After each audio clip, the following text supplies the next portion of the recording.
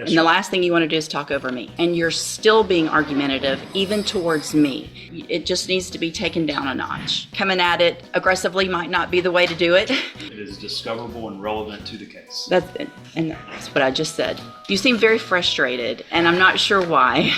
I'm confused why there's pushback at all. Well, and that is alarming to me that we would have to even compel anything. If you'll sit around and watch today how everybody gets along. Hold on. Clause number 1830854. And sir, you're Juan Sanchez? Yeah. And so we're here today on a motion to compel. And before we get into a whole lot, I've done a lot of my own research and looking at all of this. And a couple of things. One, I don't believe the subpoena ducis tecum was the proper way to try to get the information. Ducis tecum is an order to get somebody to bring something to a set hearing.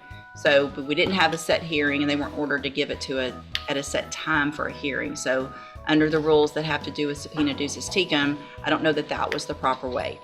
I do think you're entitled to some of that information as a defense attorney. If we're going to base decisions on, if I'm going to base decisions on things that probation have in their file and that they're just going to tell us, I do believe that you are entitled to some of that information. I think the proper way to do it would be to make that request through the district attorney's office for discovery. And then for you, Mr. Nichols, to make those requests. And then I would approve you guys giving whatever records are requested within reason. But lab results, testing, money owed, all of those types of things, I think are probably discoverable and something that Mr. Franklin needs. I just don't think this was the... I agree, Judge. Any of the things that pertain to, well, I do think it's discoverable. In this case, it's all allegations on the motion are based on arrest out of county. And so his attendance record and all that, I don't know why we're subpoenaing the entire probation file when it's not even part of the allegations for the motion. May I respond, Your Honor? Well, let him finish, yes. He did subpoena Wharton County records, so a representative from probation down there came in today for this hearing. Mm-hmm. I have no problem with getting him all that stuff. A lot of it's not in my possession.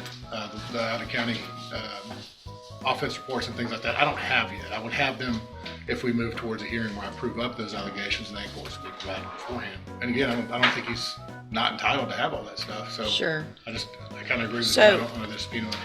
And Mr. Franklin did make just a standard discovery request at the onset of his involvement, which was early May. I don't have anything really responsive to that at this point.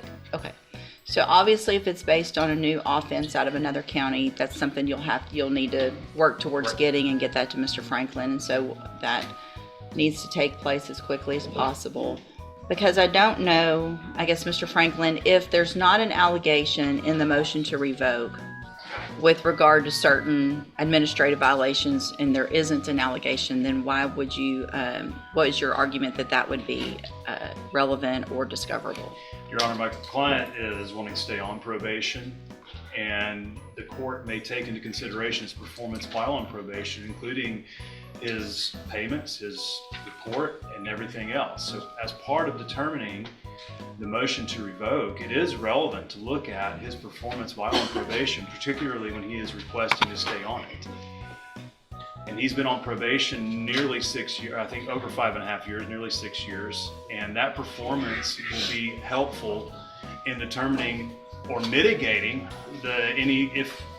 whether he stays on probation or if the court decides that he goes off of probation, and perhaps mitigating any potential sentence. Okay, and I don't disagree. So, again, though, I think the way to do it would be to make that request. I mean, and I don't know what conversations y'all have had, but make the request. I think coming at it aggressively might not be the way to do it. Sometimes you get more with honey than otherwise. So make the request to Mr. Nichols. If he says no, then let's go through what we need to go through. But let's try to do this amenably. The ducis tecum is not the way to do it unless it's set for a hearing. That's just the rules of evidence. And yes, Your Honor, that's not the way we're going to do it. The ducis tecum was set for the day that it was initially set for a hearing, and it did specify that date for the hearing, I believe.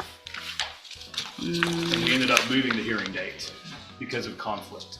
And Judge, I'd ask Ms. LeBeau to go ahead and get everything together today Yeah. to turn over. I mean, Unless yeah, there was something that the court was ordering her not to turn over. I don't think on this list that there are, I mean, is there anything that y'all specifically had an issue with? Ms. LeBeau, is there, or do you have any concerns you want to If there's, make the court aware of? Your Honor, we don't have to list those. We filed a 3914 discovery request. This was belt and suspenders because we didn't get any of the information relating to probation in our 3914 motion originally. I would also note that the chronological.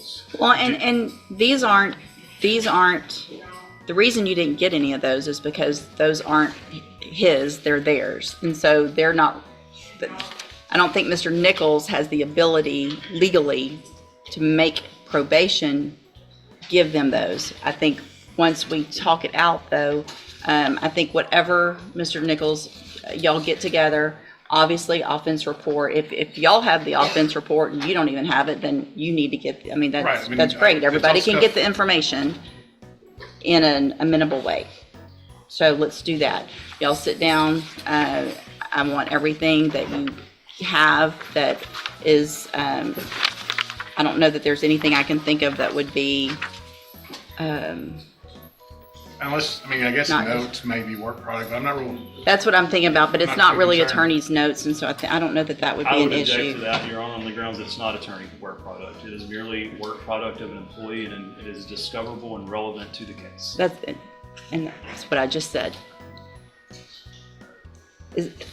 You seem very frustrated, and I'm not sure why. I mean, I don't know.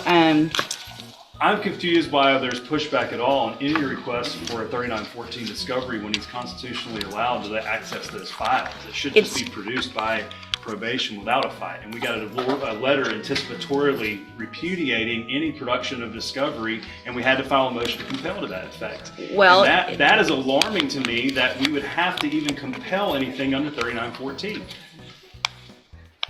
This is not something that a lot of attorneys have done in our cases. And so if there is something, if you'll sit around and watch today how everybody gets along, hold on. Yes, And the last thing you want to do is talk over me. Yes, Your Honor.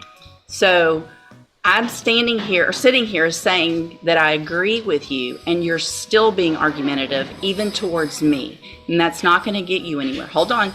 Being argumentative with Mr. Nichols isn't going to help Mr. Sanchez. Being argumentative with these ladies isn't going to get you anywhere. I agree that you're entitled to this information. I just think there's a better, less argumentative, defensive way to do it.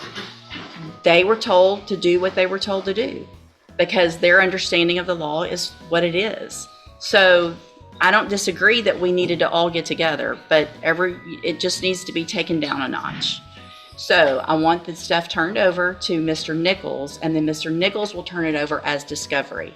I'm not going to have probation start turning it over to the individual attorneys in cases, because I think the proper way to make sure it's in the portal, that everybody knows what the discovery is that they've received, so that it's electronic when you sign your any type of documentation, whether it's at a hearing or a plea or a trial of what you've discovered, that it goes through that portal so everybody knows what everybody's got. So y'all get it to Mr. Nichols. Mr. Nichols will put it in the portal, and then you will get it. Once you get that, if there's something that you think is not there, then contact us.